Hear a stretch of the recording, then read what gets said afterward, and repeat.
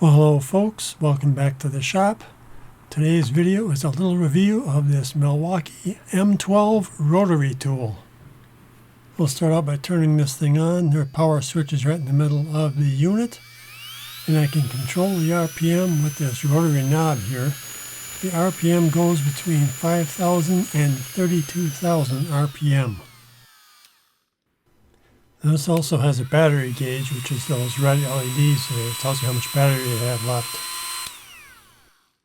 The shaft lock button has a nice rubber coating on it. When you push it in and hold it down, the shaft is locked so you can change tools. The threads at the end of the body here are the same as the ones on the Dremel tool, so you can use whatever accessories for the Dremel you can use on this, like a router attachment or the extended shaft.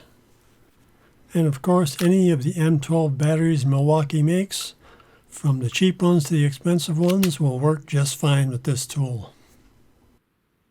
Now as a contrast, let's take a look at this one branded Craftsman. This is actually a Dremel made for Craftsman.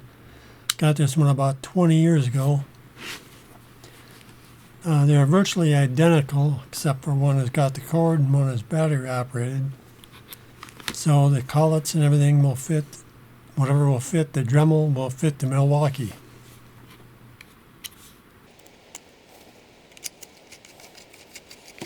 Now if you're planning on using it with a pencil grip like I'm using here, it's a little easier on the Dremel than it is on the Milwaukee. The Milwaukee is a little bit thicker. If you've got small hands, might be kind of tough for you to do. I've got medium-sized hands and it's not bad for me, but you may want to keep that in mind. And one advantage the Milwaukee has over the old Dremel is it doesn't have a cord, although a power cord does come in handy in some instances. And all the little tools you have will fit either one of them. You just have to use the right collet. Now this works real well in the electronics field. If you've got a prototype or you've got something you need to repair and you need to cut a trace, this cuts it really clean. Just make sure when you're cutting through anything fiberglass, you're going to have to wear some type of mask that does not breathe in that nasty fiberglass dust. Now my next little project here, I'm going to have to use one of these reinforced cutoff wheels. I had to replace the battery in my car the other day. When I went to tighten the clamp to the battery post, I couldn't get it tight enough. The clamp was touching in the middle, so I needed to remove some material. This is a perfect job for a battery-powered rotary tool. Now lesson number 1, do not hold whatever you're cutting in your hand. These things have more torque than you think, and if the tool jumps, you're going to be taking a trip to the emergency room. You can use a vice grips if you got one, but I had this C-clamp handy, and it worked perfect.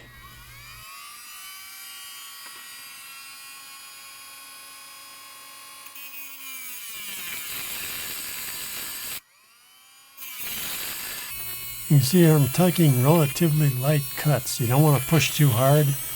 You'll actually activate the motor's overload circuit and it'll stop dead on you, just like it did there for me. If that happens, it doesn't just start again automatically. You have to cycle the power switch to get it to go again. Did you see that? If you would have been hanging onto that part with your hand, you'd be having a real bad day right now. I think this Milwaukee rotary tool has some pretty good torque. I think the motor has got more power than the actual corded Dremel tool has. Now the rotary tool is not one of those tools you're going to use all the time, but when you need one, you're going to be real glad you got one. What comes with this thing is a few of these cutoff tools. They give it a little wrench and a collet. Now since I'm already in the M12 universe here, I just bought the tool itself without any battery or charger. It was about 70 bucks, maybe 80, depends where you buy it. You can also get it with a charger and battery if you want to. I think it's about 120 with all that stuff. However, if you're not in the Milwaukee universe, go ahead and check with whatever tool company you happen to be with, whether it's Makita or DeWalt, and see if they have one of these rotary tools.